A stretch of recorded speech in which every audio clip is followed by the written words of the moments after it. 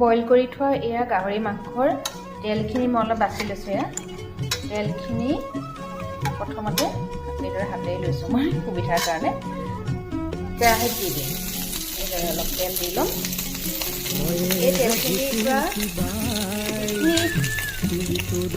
ইয়াৰ পৰা যিখিনি তেল ওলাব সেইখিনি তেলতে মই গাহৰি মাংসখিনি বনাম।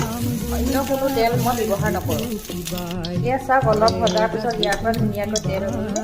সেই তেলখিনিতে মই আদা, নহৰু আৰু পিঁয়াজখিনি মই এই তেলখিনিতে এড কৰি দিছোঁ। এতিয়া বাকীখিনি মাংস দিম। ইয়াত মই এইদৰে ডাঙৰকৈ কাটি লোৱা বিলাহী দুটা দিছোঁ আৰু এইখিনি মই ইয়াত শুকান জলকীয়া এড কৰিছোঁ। ইয়াত চাওক, শুকান জলকীয়াখিনি এড কৰিছোঁ। তেল নাই দিয়া বুলি কোনে ক'ব বাৰু? চাওক, তেল নাই দিয়া যদি ইমান ধুনীয়াকৈ তেল বিৰিঙি আহিছে।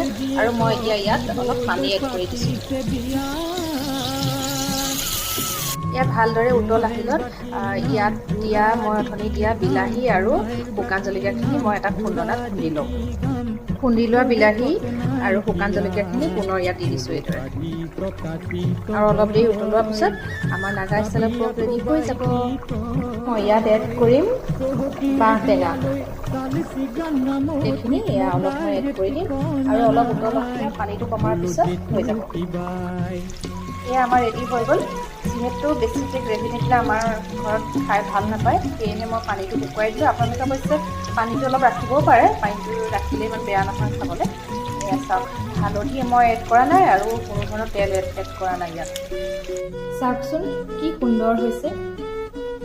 কোনে ক'ব হালধি নাই দিয়া বুলি বা তেল নাই দিয়া বুলি? বৰ ধুনীয়া হৈছে। আৰু এতিয়া টেষ্ট কৰাহে কথা। সুগন্ধটো কিন্তু বিৰাট ধুনীয়া ওলাইছে। বিশেষকৈ বাঁহ গাছৰ যিটো ষ্ট্ৰং ফ্লেভাৰ বহুত ধুনীয়াকৈ আহিছে। আজি মোৰ ধনিয়া নাছিলে, সেয়েহে মই ধনিয়া দিয়া নাই। ধনিয়া অকণমান দিলেও খাই ভাল লাগিব বুলি ভাবিছোঁ। বাকী এইটো ৰেচিপি আপোনালোকে ট্ৰাই কৰিব, নিশ্চয় ভাল পাব।